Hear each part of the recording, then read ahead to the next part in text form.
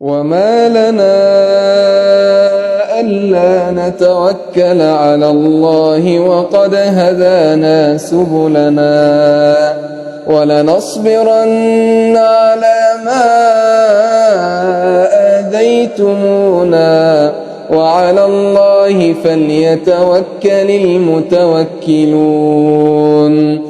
وقال الذين كفروا لرسلهم لنخرجنكم من أرضنا أو لتعودن في ملتنا فأوحى إليهم ربهم لنهلكن الظالمين ولنسكننكم الأرض من بعدهم ذلك لمن خاف مقامي وخاف وعيد.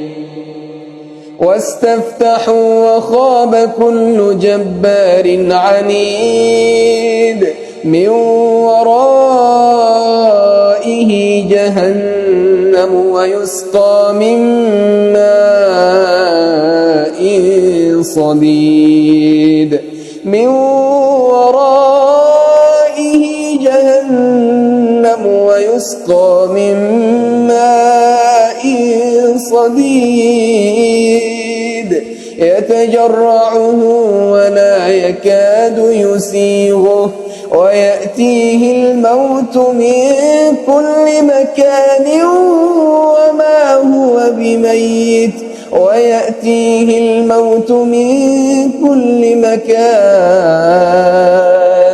وما هو بميت ومن ورائه عذاب غليظ. مثل الذين كفروا بربهم أعمالهم كرماد اشتدت به الريح في يوم عاصف لا يقدرون مما كسبوا على شيء ذلك هو الضلال البعيد.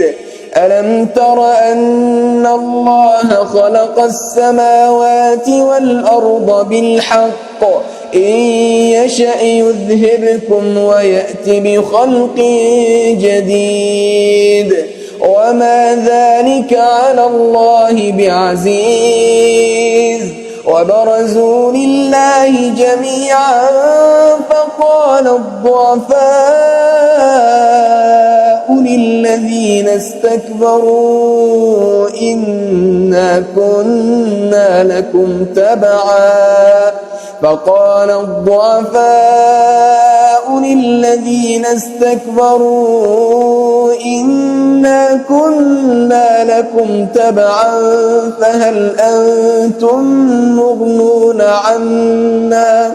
فهل أنتم مغنون عنا من عذاب الله من شيء قالوا لو هدانا الله لهديناكم سواء علينا أجزعنا